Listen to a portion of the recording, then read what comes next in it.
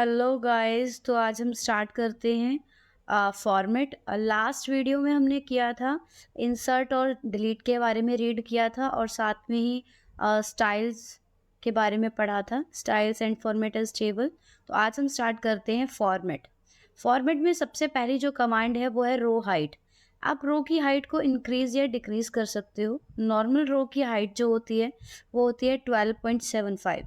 आप उसकी हाइट को बढ़ाना चाहते हो, लाइक यहाँ पर हमने हाइट 14 ले रखी है समथिंग, मुझे 25 इसकी हाइट को इंक्रीज करना है तो आप उसकी हाइट को इंक्रीज कर सकते हो। नेक्स्ट है इसके अंदर, अगर हमें कम करना है तो हम कम भी कर सकते हैं, इसके इसी के अंदर डिक्रीज भी एंटर कर सकते हैं वैल्यू।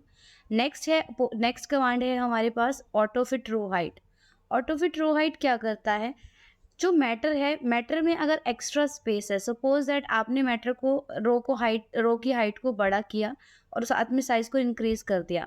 इंक्रीज करने के बाद उसमें अभी भी स्पेस है एक्स्ट्रा हाइट में, तो आप क्या कीजिए, कमांड लगा दीजिए इसके अंदर auto fit row height. Auto fit row height से क्या होगा, वो मैटर हाइट के अकॉर्डिंग फिट हो जाएगा। ठीक है, यही कमांड हम क्या कर सकते हैं, मैटर को इस तरीके से सेलेक्ट करके और राइट क्लिक कीजिए इन्हीं जो रोज आपने सेलेक्ट कर रखी है और कमांड लगा दीजिए यहाँ पर रो हाइट। जैसे हम रो हाइट पे क्लिक करेंगे, हाइट कितनी देनी है, लाइक मुझे 22 करनी है, एंटर करूंगी तो यहाँ पे हाइट जो होगी वो 22 हो जाएगी।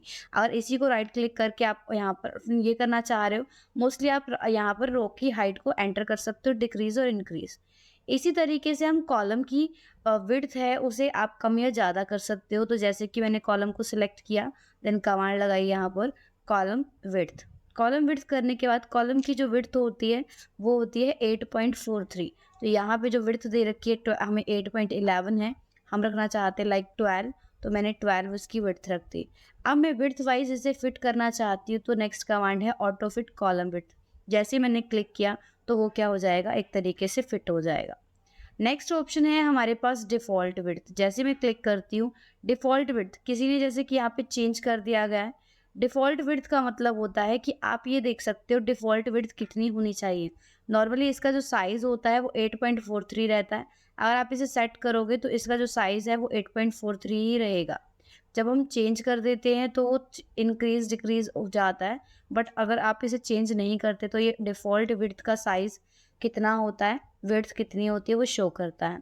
नेक्स्ट है हाइड एंड अनहाइड। जैसे कि हम कुछ रोज़ को छुपाना चाहते हैं, जैसे सपोज दैट मैंने फर्स्ट रिया, काजल और रोहन के जो मार्क है उनको छुपाना है, तो राइट क्लिक करके भी आप उसे हाइड कर सकते हैं। हाइड करने के बाद उसका रिकॉर्ड हाइड हो जाएगा। अब मुझे इन्हें वापस से देखना है, देखने के लिए आप सीधा अनहाइड कमांड लगाते हैं तो वो अनहाइड नहीं होगा। इसके लिए आपको क्या करना होगा, 1 और 5 दोनों के बीच की जो जिसके बीच आपने रोज़ को हाइड किया है उसे सेलेक्ट करना होगा।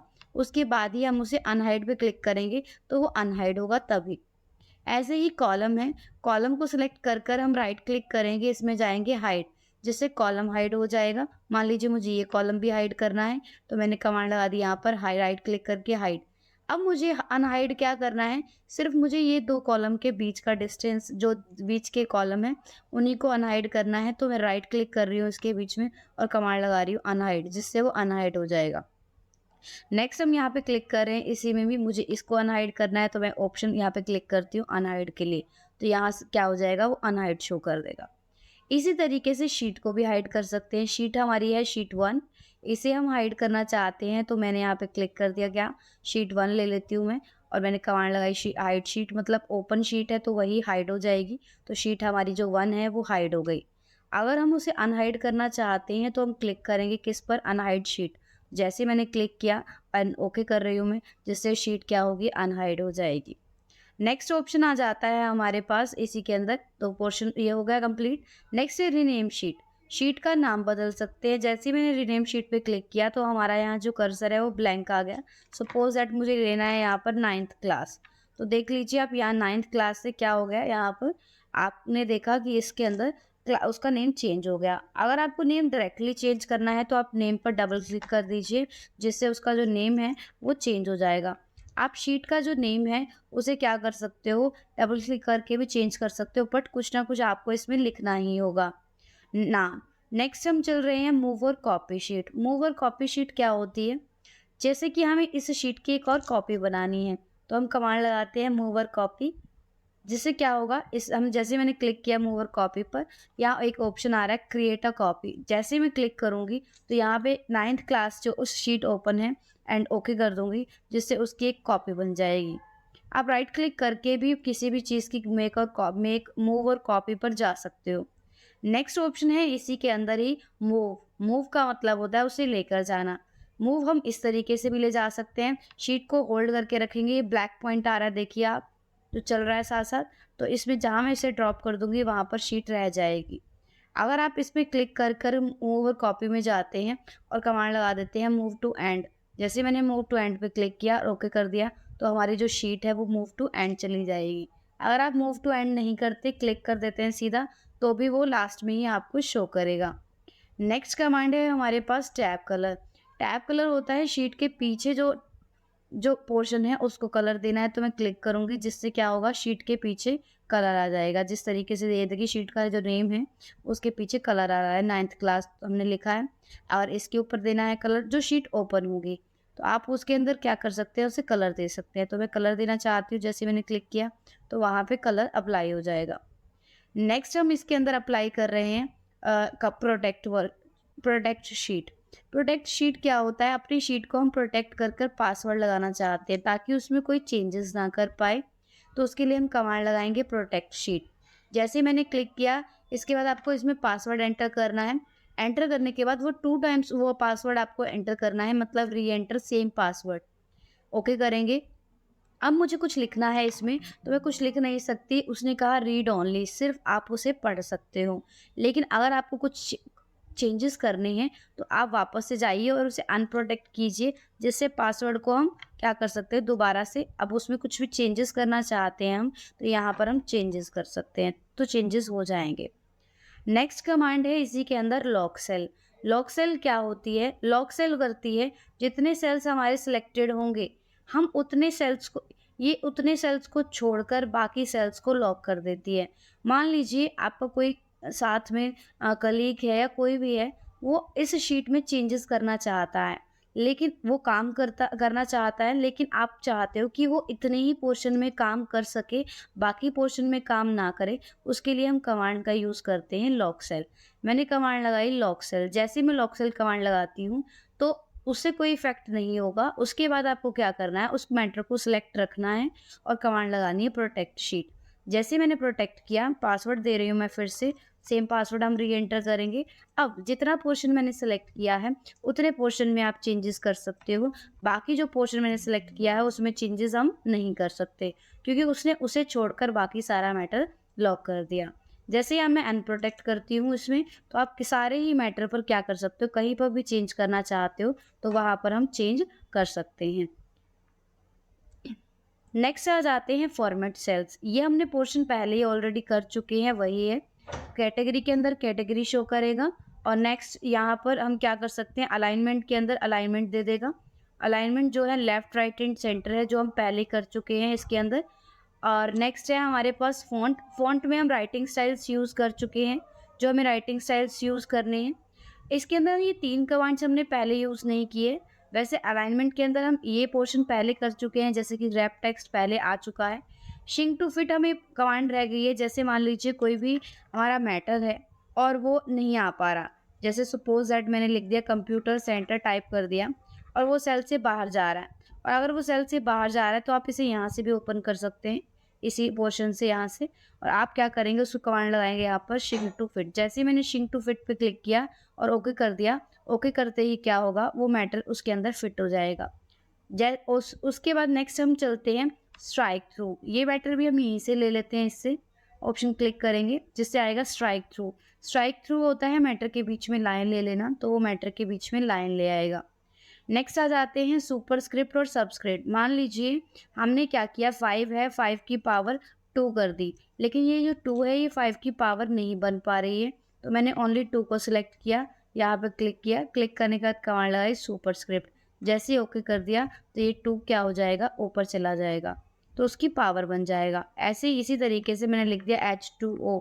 H2O करने के बाद जब मैं इसको लेती हूँ, ओनली मुझे 2 जो वैल्यू आप सिलेक्ट करोगे उसी पर ही अप्लाई होगा, चाहे वो नंबर है, चाहे वो टेक्स्ट है।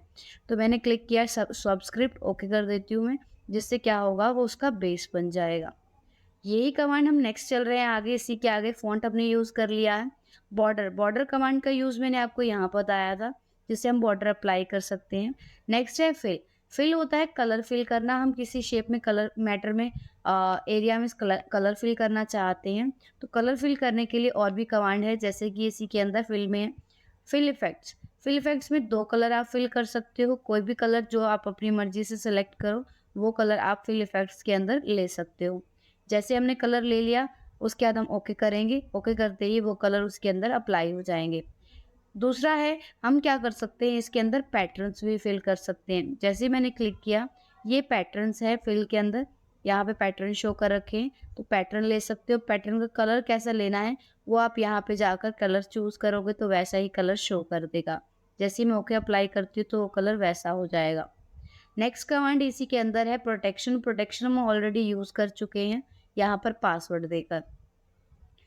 उसके बाद हम चलते हैं, जैसे कि मुझे ये सारा मैटर हटाना है, हटाने के लिए मैं कमांड लगाती हूँ क्लियर में जाकर क्लियर ऑल। क्लियर ऑल से हम क्या कर सकते हैं, क्लियर कर सकते हैं कलर, मैटर, कुछ भी आपने जो कुछ भी सिलेक्ट कर रखा है सब कुछ क्लियर हो जाएगा। नेक्स्ट हम चलते हैं ऑटो सम। जैसा कि फर्स्ट डे हमने जब क्लास पिछली वीडियो के अंदर सीखा था कि हम सम कैसे करते हैं, ठीक उसी तरह इसमें कुछ और भी ऑपरेशंस दे रखे हैं, मीन्स और भी कुछ फंक्शंस है। तो हम क्या करेंगे, सबसे पहले एवरेज दे रखा है, सम के बाद हम एवरेज यूज़ करेंगे। सम के अंदर हम देखिए हमने क्या किया, मैटर को इस तरीके से सिलेक्ट किया, किसी भी तरीके से आप लैंडस्केप, पोर्ट्रेट, जैसे कि आप वर्टिकली सिलेक्ट करना चाहते हैं या हॉरिजेंटली सिलेक्ट कीजिए और कमांड लगा दीजिए सम, जिससे क्या होगा वो सम हो जाएगा। और अगर आपको इसी तरीके से सम करना है, वर्टिकली कर हॉरिजेंटल कर रहे हैं तो हॉरिजेंटल कर सकते हो। नेक्स्ट हम क्लिक करते हैं, इसके अंदर हमारे पास ऑप्शन आ जाता है एवरेज का। जैसा कि मैंने बताया, एवरेज को निकालने के लिए हमारे पास टोटल का होना ज़रूरी है। अगर टोटल नहीं है तो हम एवरेज नहीं निकाल सकते। अब हम एवरेज फार्मूला जो है उससे क्या करेंगे, सिर्फ मार्क्स को सिलेक्ट करेंगे, जिसमें हम बिना टोटल के भी एवरेज निकाल सकते हैं, तो सेम एवरेज शो करेगा। यहाँ हमारी भाई एवरेज जो है वो गलत शो कर रहा है, क्योंकि हमने कोई फार्मूला नहीं लगा रखा है। तो हम इसे डिलीट करके फिर से एवरेज निकालते हैं, ताकि हमारी जो एवरेज है वो शो हो जाए। मैं टोटल कर रही हूँ, टोटल करने के बाद अब हमारे जो मार्क्स हैं वो कुछ इस तरीके से आ रहे हैं। और मैं इसमें जाके इज इक्वल, सामने वाला सेलेक्ट, डिवाइड बाय 5 है, एंटर, तो सेम ही एवरेज हमारी निकल के सामने आ गई है।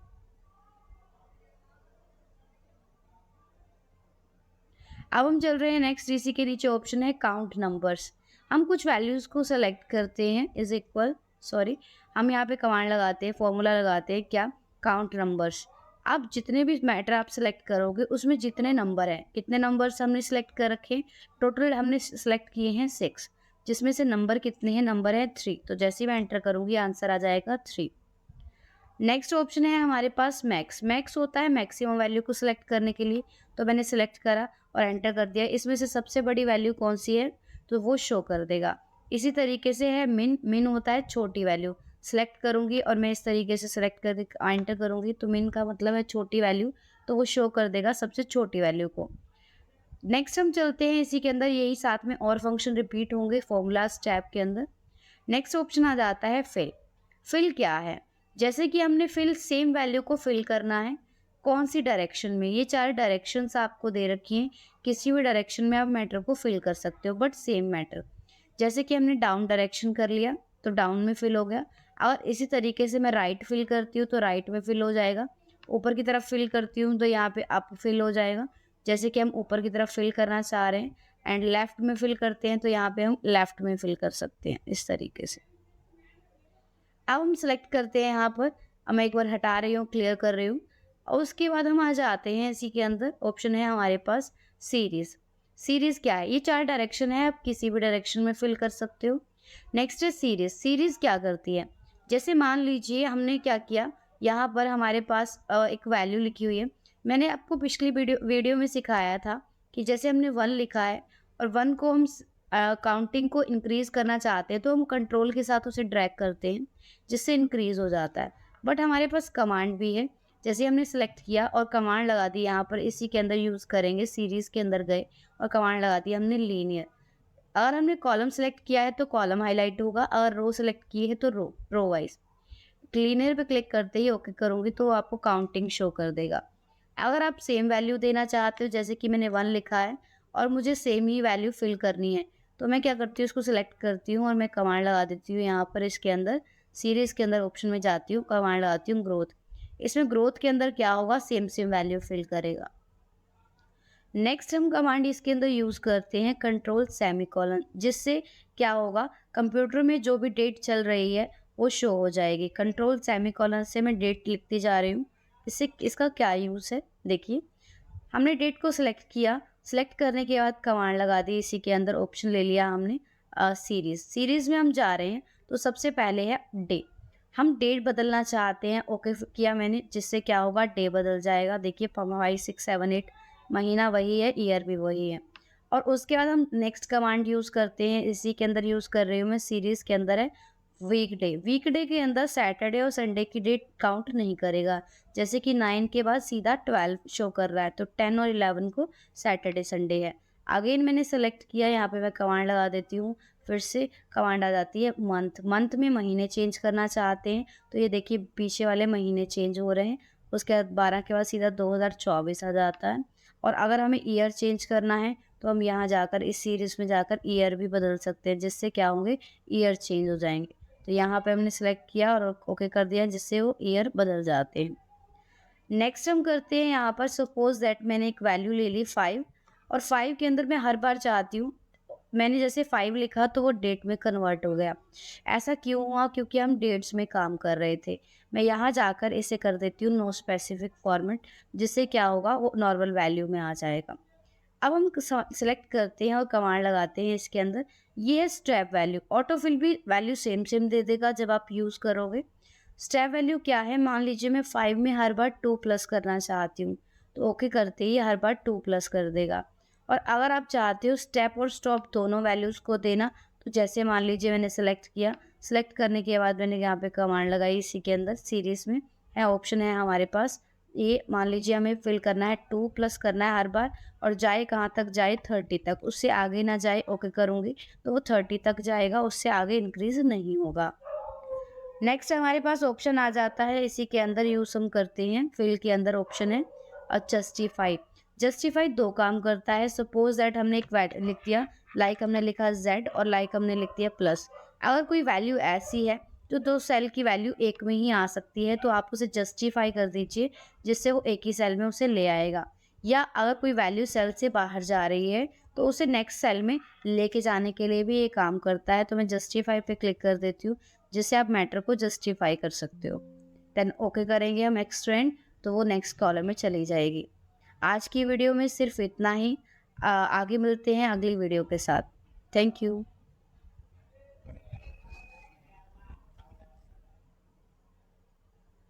ये